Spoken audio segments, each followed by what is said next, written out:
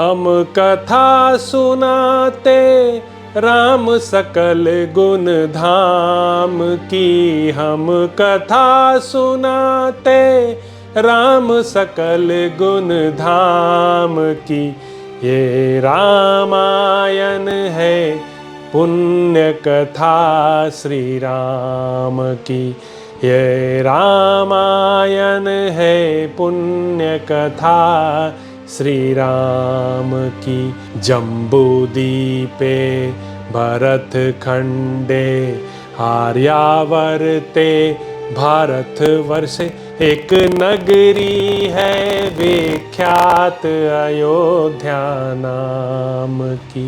यह जन्म भूमि है परम पूज्य श्री राम की, यह जन्म भूमि है परम पूज्य श्री राम की। यह रामायण है पुण्य कथा श्री राम की, यह रामायण है पुण्य कथा श्री राम की। श्री सीतारामचंद्राभ्याम नमः। श्रीमद् वाल्मीकीय रामायण भारत का स्वर्णिम महाकाव्य। बालकांड 5वां सर्ग। राजा दशरथ द्वारा सुरक्षित अयोध्यापुरी का वर्णन। यह सारी पृथ्वी पूर्व काल में प्रजापति मनु से लेकर अब तक जिस वंश के विजयशाली नरेशों के अधिकार में रही है, जिन्होंने समुद्र को खुदवाया था और जिन्हें यात्रा काल में 60,000 पुत्र घेर कर चलते थे, वे महाप्रतापी राजा सगर जिनके कुल में उत्पन्न हुए, इन्हीं इक्ष्वाकुवंशी महात्मा राजाओं की कुल परंपरा में रामायण नाम से प्रसिद्ध इस महान ऐतिहासिक काव्य की अवतारणा हुई है। हम दोनों आदि से अंत तक इस सारे काव्य का पूर्ण रूप से गान करेंगे। इसके द्वारा धर्म, अर्थ, काम और मोक्ष चारों पुरुषार्थों की सिद्धि होती है, अतः आप लोग दोष दृष्टि का परित्याग करके इसका श्रवण करें। कौशल नाम से प्रसिद्ध एक बहुत बड़ा जनपद है जो सरयू नदी के किनारे बसा हुआ है। वह प्रचुर धनधान्य से संपन्न, सुखी और समृद्धिशाली है। उसी जनपद में अयोध्या नाम की एक नगरी है जो समस्त लोकों में विख्यात है। उस पुरी को स्वयं महाराज मनु ने बनवाया और बसाया था। वह शोभाशालिनी महापुरी 12 योजन लंबी और 3 योजन चौड़ी थी। वहां बाहर के जनपदों में जाने का जो विशाल राजमार्ग था, वह उभय पार्श्व में विविध वृक्षावलियों से विभूषित होने के कारण सुस्पष्टतया अन्य मार्गों से विभक्त जान पड़ता था। सुंदर विभाग पूर्वक बना हुआ महान राजमार्ग उस पुरी की शोभा बढ़ा रहा था। उस पर खिले हुए फूल बिखेरे जाते थे तथा प्रतिदिन उस पर जल का छिड़काव होता था। जैसे स्वर्ग में देवराज इंद्र ने अमरावतीपुरी बसाई थी, उसी प्रकार धर्म और न्याय के बल से अपने महान राष्ट्र की वृद्धि करने वाले राजा दशरथ ने अयोध्यापुरी को पहले की अपेक्षा विशेष रूप से बसाया था। वह पुरी बड़े बड़े फाटकों और किवाड़ों से सुशोभित थी। उसके भीतर पृथक पृथक बाजारें थीं। वहां सब प्रकार के यंत्र और अस्त्र शस्त्र संचित थे। उस पुरी में सभी कलाओं के शिल्पी निवास करते थे। स्तुति पाठ करने वाले सूत और वंशावली का बखान करने वाले मागध वहां भरे थे। वह पुरी सुंदर शोभा से संपन्न थी। उसकी सुषमा की कहीं तुलना नहीं थी। वहां ऊंची ऊंची अट्टालिकाएं थीं, जिनके ऊपर ध्वज फहराते थे। सैकड़ों शतघ्नियों, तोपों से वह पुरी व्याप्त थी। उस पुरी में ऐसी बहुत सी नाटक मंडलियां थीं, जिनमें केवल स्त्रियां ही नृत्य एवं अभिनय करती थीं। उस नगरी में चारों ओर उद्यान तथा आमों के बगीचे थे। लंबाई और चौड़ाई की दृष्टि से वह पुरी बहुत विशाल थी तथा साखू के वन उसे सब ओर से घेरे हुए थे। उसके चारों ओर गहरी खाई खुदी थी, जिसमें प्रवेश करना या जिसे लांघना अत्यंत कठिन था। वह नगरी दूसरों के लिए सर्वथा दुर्गम एवं दुर्जय थी। घोड़े, हाथी, गाय बैल, ऊंट तथा गधे आदि उपयोगी पशुओं से वह पुरी भरी पूरी थी। कर देने वाले सामंत नरेशों के समुदाय उसे सदा घेरे रहते थे। विभिन्न देशों के निवासी वैश्य उस पुरी की शोभा बढ़ाते थे।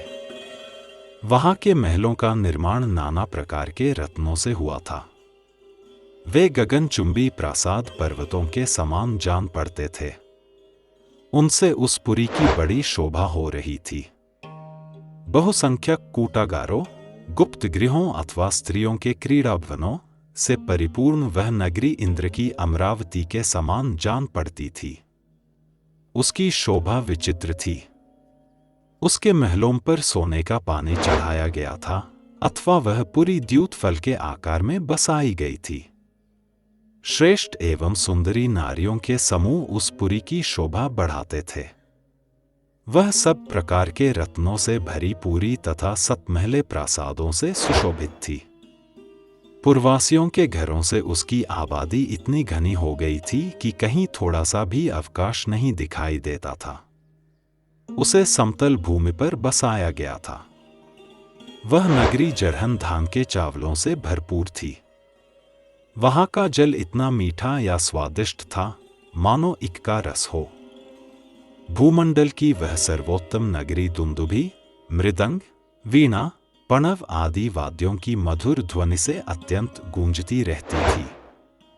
देवलोक में तपस्या से प्राप्त हुए सिद्धों के विमान की भांति उस पुरी का भूमंडल में सर्वोत्तम स्थान था। वहां के सुंदर महल बहुत अच्छे ढंग से बनाए और बसाए गए थे। उनके भीतरी भाग बहुत ही सुंदर थे। बहुत से श्रेष्ठ पुरुष उस पुरी में निवास करते थे।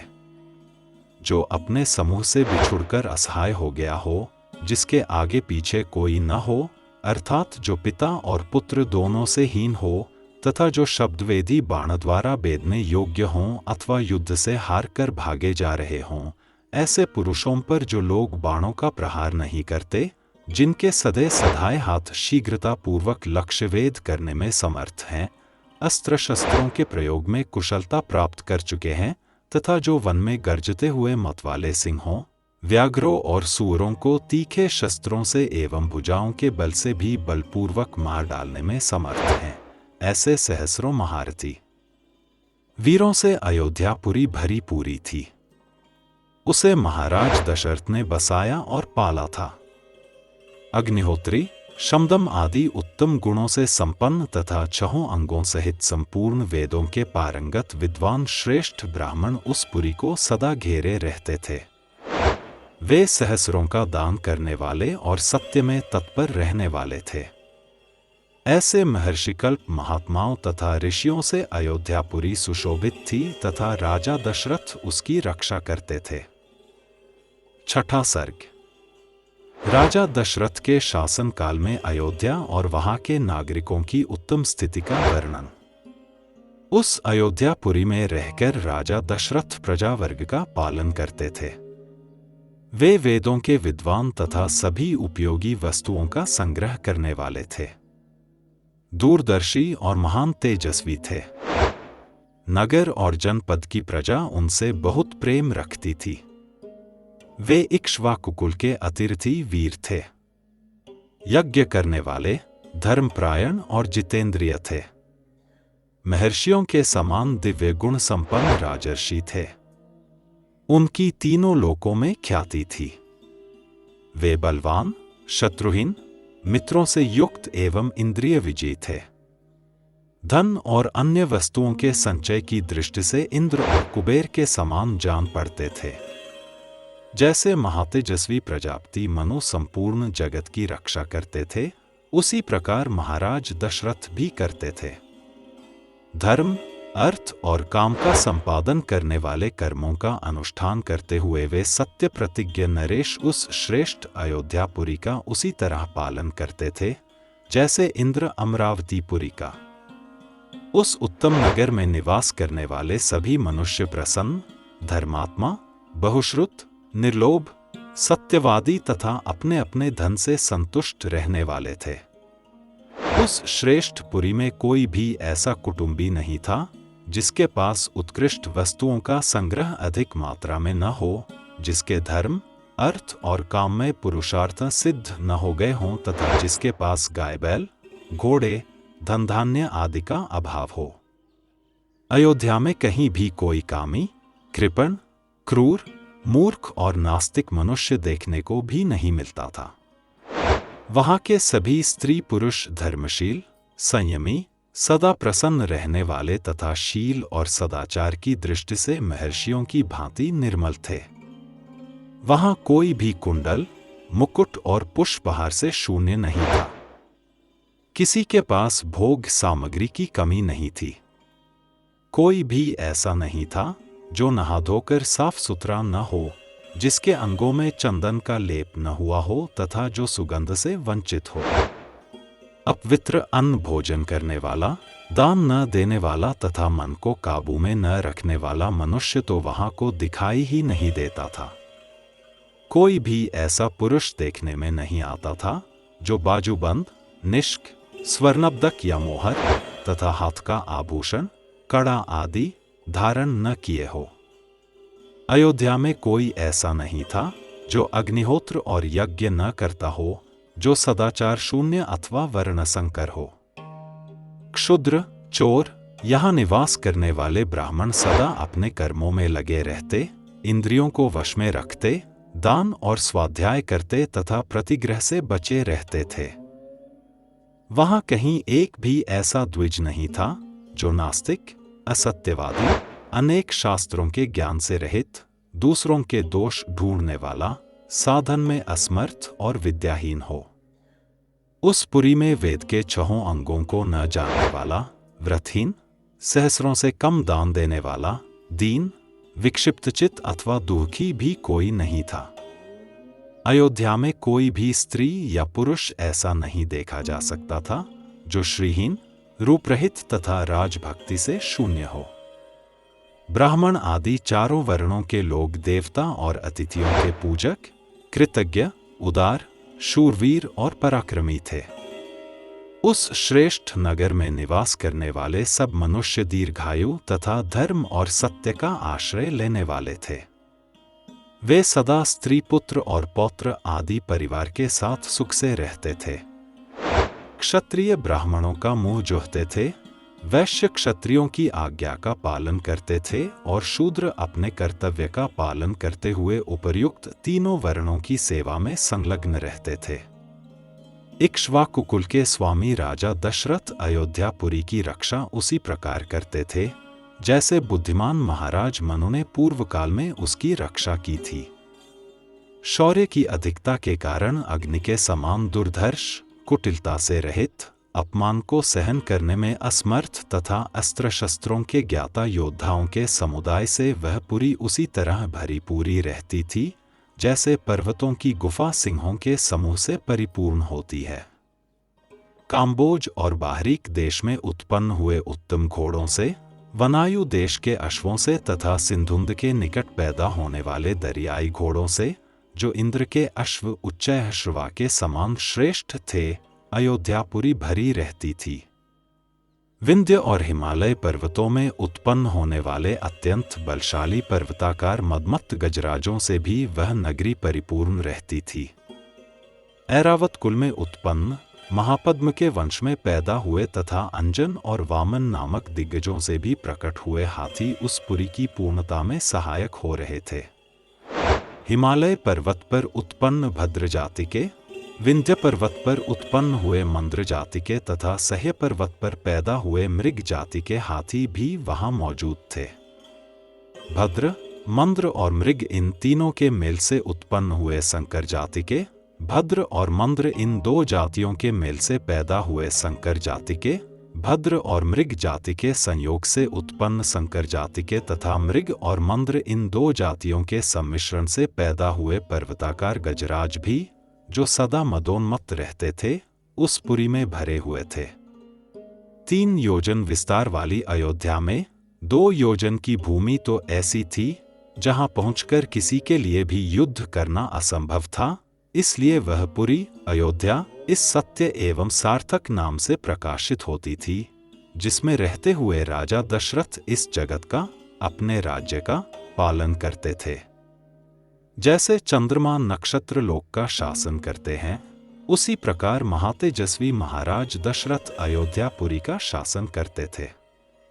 उन्होंने अपने समस्त शत्रुओं को नष्ट कर दिया था, जिसका अयोध्या नाम सत्य एवं सार्थक था, जिसके दरवाजे और अर्गला सुदृढ़ थे, जो विचित्र गृहों से सदा सुशोभित होती थी, सहस्रों मनुष्यों से भरी हुई उस कल्याणमयी पुरी का इंद्रतुल्य तेजस्वी राजा दशरथ न्यायपूर्वक शासन करते थे।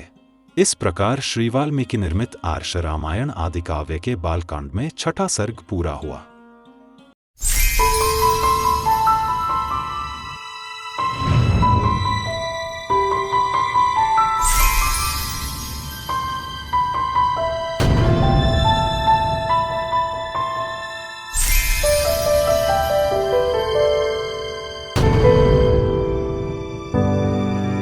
हम कथा सुनाते राम सकल गुण धाम की, हम कथा सुनाते राम सकल गुण धाम की।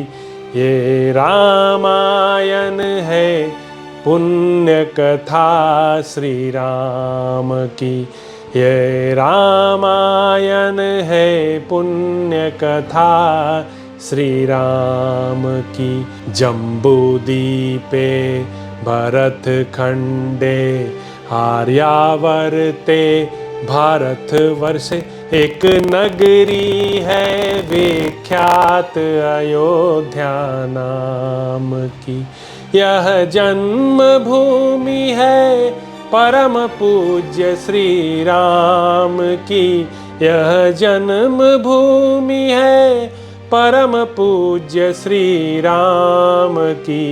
यह रामायण है पुण्य कथा श्री राम की, यह रामायण है पुण्य कथा श्री राम की।